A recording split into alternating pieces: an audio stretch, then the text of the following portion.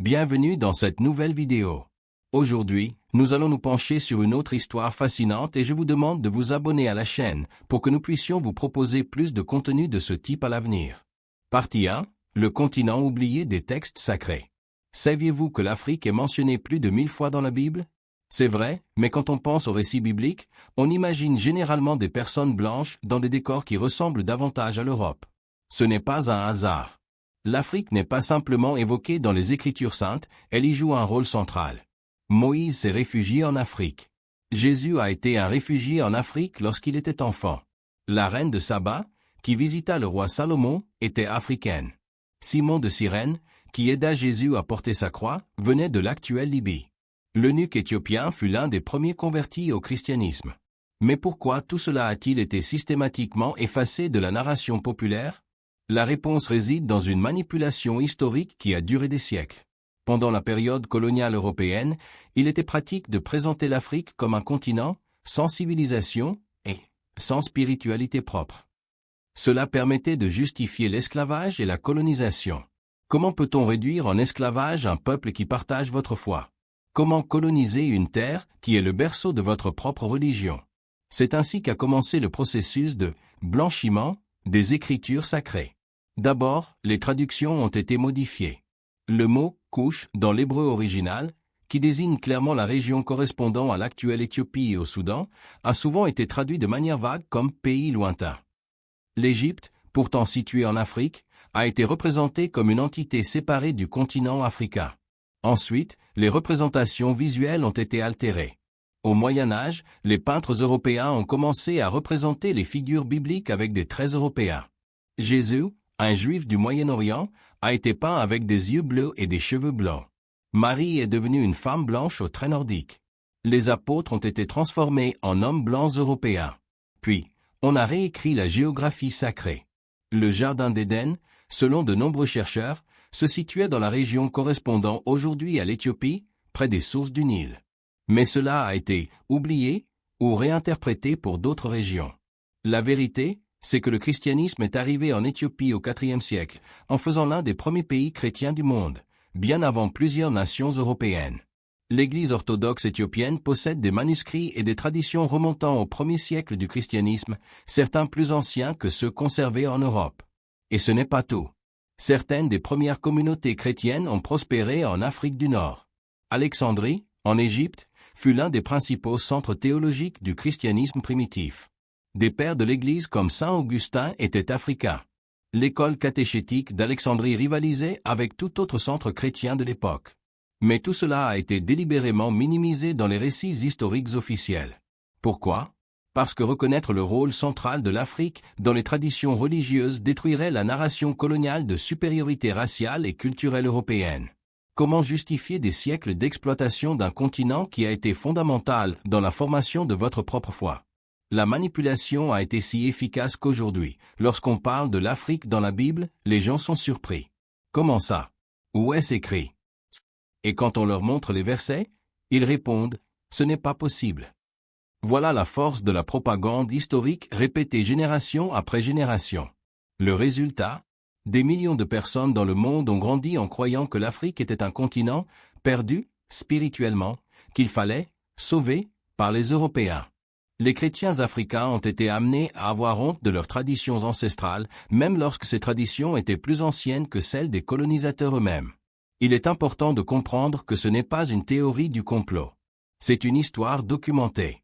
Il existe des lettres de missionnaires européens discutant de stratégies pour civiliser les Africains en ignorant volontairement que de nombreuses communautés africaines pratiquaient le christianisme depuis plus de 1000 ans.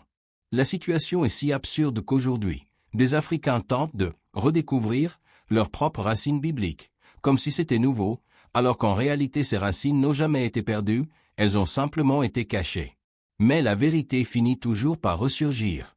Aujourd'hui, les archéologues découvrent des preuves de plus en plus concrètes de la présence chrétienne ancienne en Afrique. Les linguistes révèlent comment les traductions bibliques ont été manipulées. Les historiens reconstruisent la véritable chronologie des événements. Et le plus fascinant, des manuscrits anciens découverts dans des monastères éthiopiens contiennent des livres bibliques qui ont été retirés des versions européennes. Certains de ces textes offrent des détails extraordinaires sur la présence de personnages bibliques en Afrique, des détails qui ont été systématiquement supprimés. La question qui reste est la suivante. Qu'a-t-on encore caché? Quelles autres vérités historiques ont été manipulées pour servir les intérêts politiques d'une époque? Si vous aimez l'histoire, abonnez-vous à la chaîne. Cela ne prendra pas 2 secondes et continuons avec la vidéo. Partie 2. Les personnages africains que vous ne connaissez pas. Parlons de personnes réelles qui ont changé l'histoire sacrée, mais qui ont été délibérément oubliées ou blanchies au fil des siècles. Commençons par Moïse. Oui, Moïse. La Bible est très claire. Lorsque Moïse a tué l'Égyptien et a dû fuir, il est allé dans le pays de Madian, qui se trouvait dans la région de l'actuelle Éthiopie et du Soudan. Là, il épousa Séphora, une femme madianite.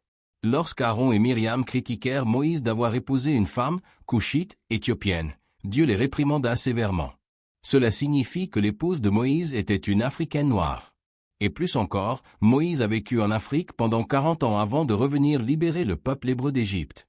Où pensez-vous qu'il a appris le leadership, la survie dans le désert et l'organisation tribale?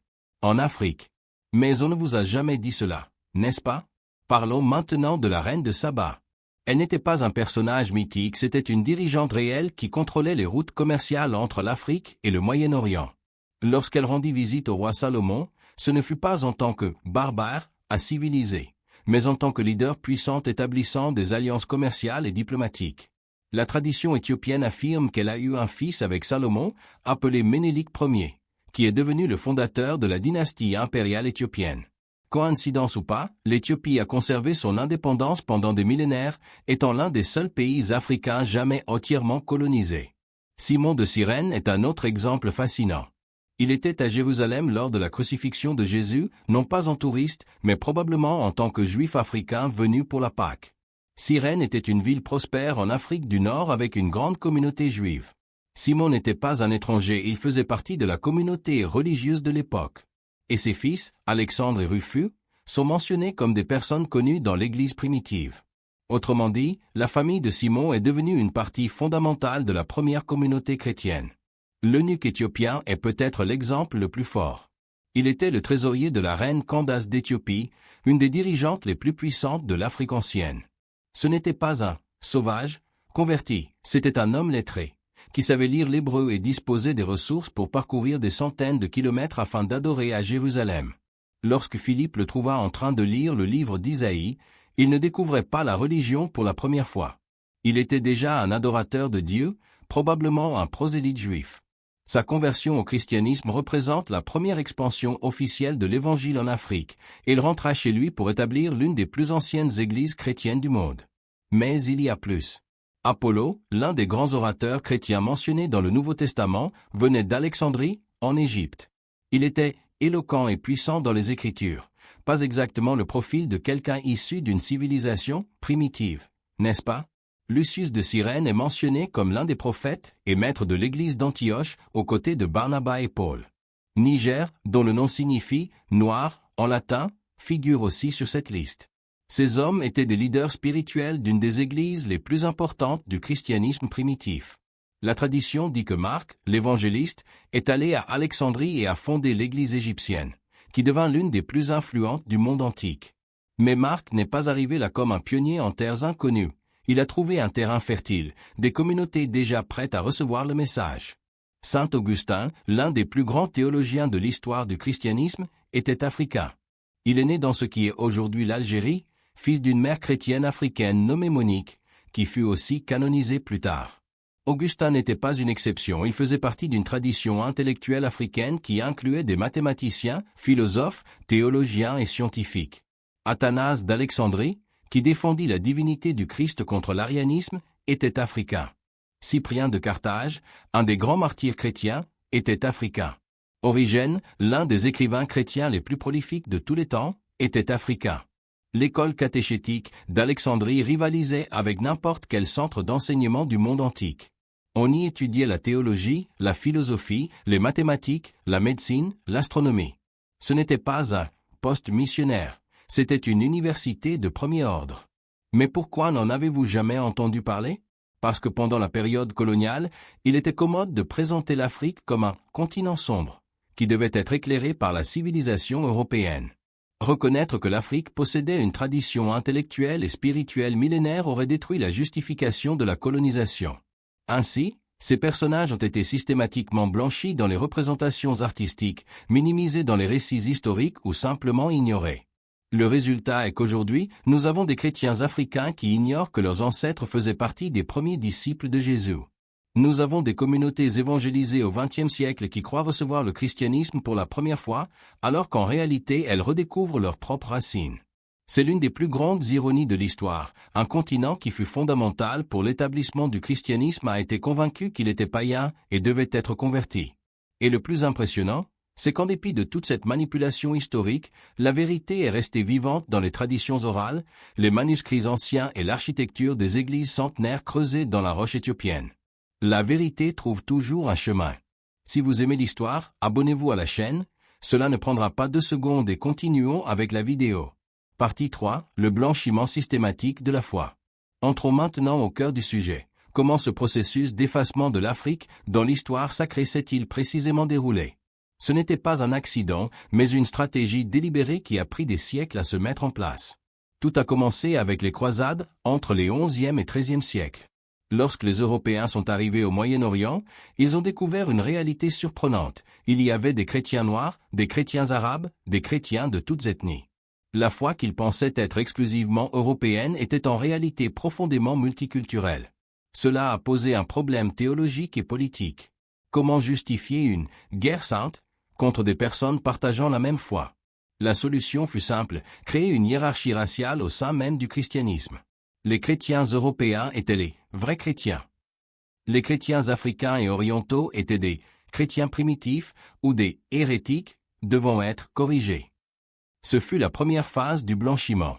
La deuxième phase arriva avec l'expansion maritime européenne au XVe et XVIe siècle. Lorsque les Portugais atteignirent la côte africaine, ils trouvèrent des communautés chrétiennes existant depuis plus de 1000 ans. Cela posait problème aux plans coloniaux. Comment asservir des gens qui partagent votre foi? Comment coloniser un continent dont les églises sont plus anciennes que les vôtres? La réponse résidait dans une réinterprétation théologique. On enseigna que le christianisme africain était impur, mêlé à des superstitions païennes. Que les Africains n'étaient pas de vrais chrétiens, mais simplement des personnes exposées superficiellement au christianisme. Cela permit de justifier l'esclavage comme une mission civilisatrice. Les Africains réduits en esclavage étaient sauvés de la barbarie et amenés à la vraie foi chrétienne. Le fait que beaucoup étaient déjà chrétiens avant l'esclavage fut commodément ignoré. Mais le blanchiment visuel fut sans doute la stratégie la plus efficace. Pendant la Renaissance, les artistes européens commencèrent systématiquement à représenter les figures bibliques avec des traits européens. Jésus, qui était un juif du Moyen-Orient à la peau olive, devint un homme aux yeux bleus et aux cheveux blancs. Marie devint une femme blanche aux traits nordiques. Les apôtres devinrent des hommes blancs européens. Ce ne fut pas un hasard. C'était une décision politique consciente. Des mécènes fortunés finançaient ces peintures spécifiquement pour promouvoir une image européenne du christianisme. Parallèlement, les traductions bibliques commencèrent à être manipulées. Le mot « Cush » en hébreu original, qui fait clairement référence à l'Éthiopie, fut traduit par « pays lointain » ou simplement omis. Les références spécifiques à l'Afrique furent généralisées ou supprimées. Par exemple, lorsque la Bible parle des « hommes de Cush » apportant des présents au temple, de nombreuses traductions européennes changèrent en « hommes de terre lointaine ». Quand il est mentionné que Moïse épousa une femme cushite, certaines versions traduisent par « étrangère ». La troisième phase fut la période coloniale proprement dite, du XVIIe au XXe siècle. Ici, la stratégie devint plus sophistiquée. Des missionnaires furent envoyés en Afrique avec des instructions précises pour christianiser des populations déjà chrétiennes depuis des siècles. Ils arrivaient dans des villages avec des églises centenaires et annonçaient qu'ils apportaient Jésus-Christ pour la première fois à ces peuples.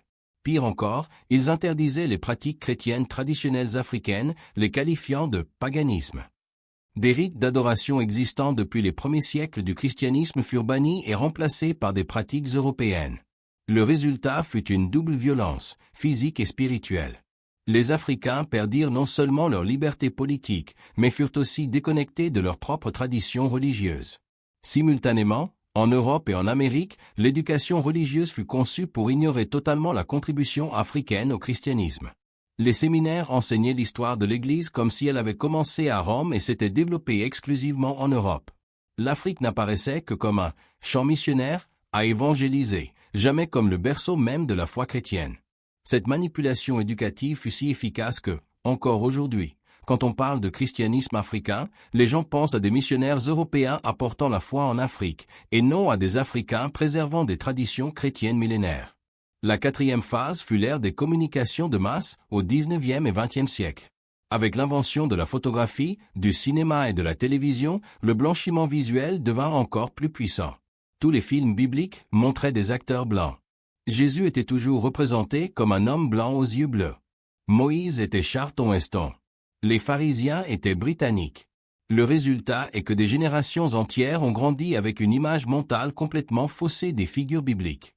Même aujourd'hui, au XXIe siècle, quand on parle de Jésus, la première image qui vient à l'esprit est celle d'un homme blanc européen, et non d'un juif du Moyen-Orient. Mais la manipulation la plus subtile fut peut-être linguistique. Des mots comme « éthiopien » commencèrent à être associés à « exotique » ou « primitif » au lieu d'être reconnus comme référence à l'une des civilisations les plus anciennes et sophistiquées du monde. Le terme « africain » devint synonyme de « non-chrétien » ou « païen » dans l'imaginaire populaire, alors qu'en réalité, certaines des plus anciennes traditions chrétiennes du monde sont africaines. L'impact de cela est profond et durable. Aujourd'hui, des chrétiens africains se sentent déconnectés de leur propre histoire spirituelle. Des communautés qui ont préservé des traditions chrétiennes pendant plus de 1000 ans ont été convaincues que leurs pratiques étaient non chrétiennes. C'est l'une des plus grandes opérations de propagande de l'histoire humaine, et elle a été si efficace que la majorité des gens ne se rendent même pas compte qu'ils ont été manipulés. Mais la vérité émerge. Archéologues, linguistes et historiens reconstruisent la véritable histoire. Et elle est bien plus fascinante que la version blanchie qui a été vendue pendant des siècles. Si vous aimez l'histoire, abonnez-vous à la chaîne, cela ne prendra pas 2 secondes et continuons avec la vidéo. Partie 4. La vérité qui est en train d'être découverte. Voici la partie la plus incroyable de toute cette histoire. Malgré des siècles de manipulation, la vérité n'a jamais été complètement effacée. Elle a survécu dans des manuscrits anciens, des traditions orales, une architecture sacrée et des preuves archéologiques qui sont aujourd'hui mises au jour. Et ces découvertes sont absolument révolutionnaires. Commençons par les manuscrits. En Éthiopie, des monastères existants depuis plus de 1500 ans ont préservé des textes qui se sont perdus dans le reste du monde. La Bible éthiopienne contient 81 livres, contre 66 dans la version protestante et 73 dans la version catholique. Certains de ces livres supplémentaires offrent des détails fascinants sur la présence de personnages bibliques en Afrique. Le livre d'Enoch, par exemple, qui a été retiré des Bibles européennes, est complet dans la tradition éthiopienne. Il contient des prophéties détaillées et des descriptions géographiques qui pointent constamment vers la région de l'Afrique de l'Est comme théâtre d'événements fondamentaux de l'histoire sacrée. Mais ce n'est pas tout.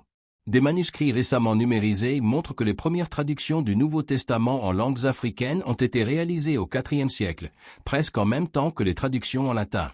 Cela signifie que le christianisme n'a pas été apporté en Afrique, il y a grandi de manière organique dès le départ. Les archéologues réalisent des découvertes qui changent complètement notre compréhension de l'histoire ancienne. En 2019, une équipe internationale a découvert au Soudan les vestiges d'une cathédrale du VIe siècle, qui rivalisait en sophistication avec n'importe quelle construction religieuse européenne de l'époque. Il ne s'agissait pas d'une petite église modeste. C'était une cathédrale avec des fresques élaborées, un système de chauffage, une bibliothèque attenante et des preuves de l'existence d'une école théologique. Et ce, 1000 ans avant les grandes cathédrales gothiques d'Europe. En Égypte, des fouilles récentes ont révélé des monastères chrétiens du IIIe siècle qui accueillaient des centaines de moines. Ces monastères possédaient des bibliothèques, des ateliers de copie de manuscrits, des hôpitaux et des écoles. Ils furent les précurseurs des célèbres monastères médiévaux européens. Et dans l'actuelle Algérie, des archéologues ont découvert les ruines de plus de 400 églises chrétiennes datant des IVe au VIIe siècle. 400 églises. Cela témoigne d'une population chrétienne massive, organisée et prospère bien avant que le christianisme ne s'établisse solidement dans la majorité de l'Europe. Mais les découvertes linguistiques sont peut-être encore plus fascinantes. Des chercheurs ont découvert que de nombreux mots et concepts fondamentaux du christianisme trouvent leur origine dans d'anciennes langues africaines. Le terme « Alléluia », par exemple, a des racines qui peuvent être retracées jusqu'à des langues couchitiques, éthiopiennes, antérieures à l'hébreu biblique. Plus impressionnant encore, des analyses récentes de textes anciens suggèrent que certains passages bibliques prennent davantage de sens lorsqu'ils sont interprétés à travers des langues et cultures africaines plutôt que depuis une perspective européenne. La génétique révèle aussi des vérités surprenantes. Des études ADN de communautés chrétiennes anciennes en Afrique montrent une continuité génétique remontant à des milliers d'années. Cela signifie que beaucoup de ces communautés n'ont pas été converties, mais ont préservé des traditions religieuses antérieures au christianisme organisé lui-même. Les Juifs éthiopiens, par exemple, ont maintenu des pratiques et des traditions disparues du judaïsme dominant depuis des siècles. Certaines de ces pratiques pourraient représenter des formes plus anciennes d'adoration existant à l'époque de Jésus. Et voici peut-être la révélation la plus choquante. De plus en plus d'indices suggèrent que Jésus lui-même pourrait avoir passé plus de temps en Afrique qu'on ne le pensait. Les « années perdues » de Jésus, la période entre son enfance et le début de son ministère à 30 ans, ont toujours été un mystère. Mais des traditions anciennes préservées en Éthiopie et en Égypte suggèrent qu'il aurait pu étudier dans des centres d'apprentissage africains durant cette période. Cela expliquerait de nombreux aspects de ces enseignements qui n'ont pas de parallèle direct dans la tradition juive de l'époque, mais qui sont cohérents avec des philosophies et des pratiques spirituelles africaines anciennes. Il ne s'agit pas d'une affirmation établie, mais ce sont des pistes qui méritent une enquête sérieuse, des pistes ignorées pendant des siècles parce qu'elles ne correspondaient pas au récit dominant européen. La technologie moderne accélère ces découvertes. Des images satellites révèlent des ruines de villes chrétiennes anciennes dans le désert du Sahara. L'analyse au carbone date des artefacts chrétiens africains comme étant plus anciens qu'on ne le pensait. L'intelligence artificielle aide à déchiffrer des manuscrits trop endommagés pour être lus auparavant. Chaque nouvelle découverte confirme la même chose. L'Afrique n'a pas été un réceptacle passif du christianisme, elle a été un acteur actif et fondamental dès le début. Mais peut-être que la preuve la plus puissante réside dans les traditions elles-mêmes. Des communautés chrétiennes en Éthiopie, en Égypte et au Soudan ont préservé des rituels, des chants et des pratiques qui pourraient représenter des formes plus authentiques du christianisme primitif que tout ce qui a été conservé en Europe. Par exemple, la liturgie de l'Église orthodoxe éthiopienne comprend des éléments présents dans les plus anciens textes chrétiens, mais disparus des traditions européennes. Leurs jeûnes et fêtes suivent des calendriers qui pourraient être plus proches des pratiques de l'Église primitive. Que signifie tout cela pour nous aujourd'hui? Premièrement, cela signifie que l'histoire qu'on nous a apprise à l'école était fondamentalement fausse. Le christianisme n'est pas une religion occidentale apportée au reste du monde, c'est une foi mondiale avec plusieurs foyers de développement dès le début. Deuxièmement, cela signifie que des millions de personnes ont été coupées de leurs propres racines spirituelles à cause d'une manipulation historique délibérée.